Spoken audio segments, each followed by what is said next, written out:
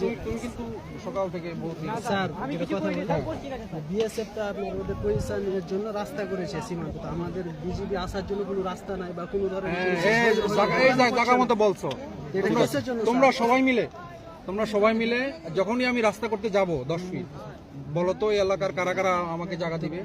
গরিবদের জন্য, গরিবদের জায়গা স্যার, সরকারকে ওইটা 10-এর জায়গাতে 5 টাকা বা ঠিক আছে। এখন হচ্ছে এই যে বিনা পয়সায় জমিতে দিতে পারবে না, এই যে তুমি টাকাতে চলে আসলা, তাই না? আমার 10 কাটা আছে, 10 কাটা দিয়ে চলে যায়। এই যে তুমি টাকাতে যে চলে আসলে, এই যে আমার বাংলাদেশি জনগণ সবাই যে নিজের দেশের জন্য আমরা সবাই শ্রম দিছি না? জি সবাই শ্রম দিছি। তাহলে যখন আমি এই আমাদের বিজেপি টহলের জন্য রাস্তা করব, তখন ওরা হাত বলে না আমার জমি আমি দিব না। কেন দিব না? আমি এই জমি ছাড়া আমি 1 বছর চলতেই পারি না। ঘটনা কি সত্য না মিথ্যা? তাই না? সুতরাং এটা কৃষি একটা ব্যবস্থা আমাদের সবার দিক থেকেই এটা সবাইকে আমাদের সাহায্য করতে হবে। হ্যাঁ, এটাকে আমি বিজেপি একা পারবো না, আমি বিজেপি একা পারবো না। এটা সবাই মিলে, আমাদের বাংলাদেশের জনগণ মিলে আমাদের এই কাজটা করতে হবে। এটা একটা ঊর্ধ্বতন কর্মকর্তার কাছে এটা আলোচনা করেন, যেহেতু গরিব জেনে আছে আরও বাঁচে, আমাদের দেশও বাঁচে, যেভাবে ভালো আছে কথাটা তুলে ধরে। আমরা আমাদের ক্যাম্প অনেক দূরে, আমরা কাছে ক্যাম্প করার জন্য আমরা প্রস্তুতি নিচ্ছি, তাই না?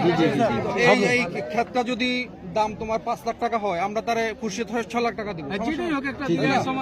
কিন্তু আমাকে তো হেল্প করতে হবে সবাই মিলে, তাই না?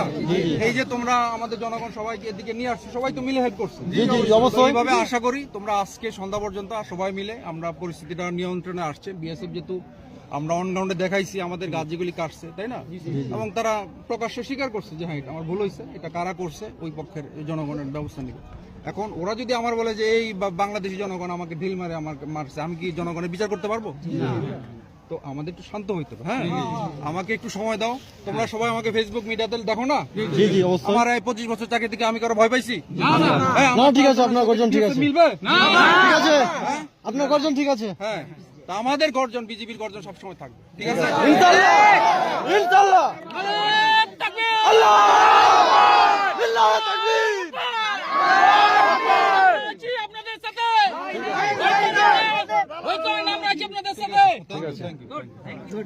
ঠিক আছে।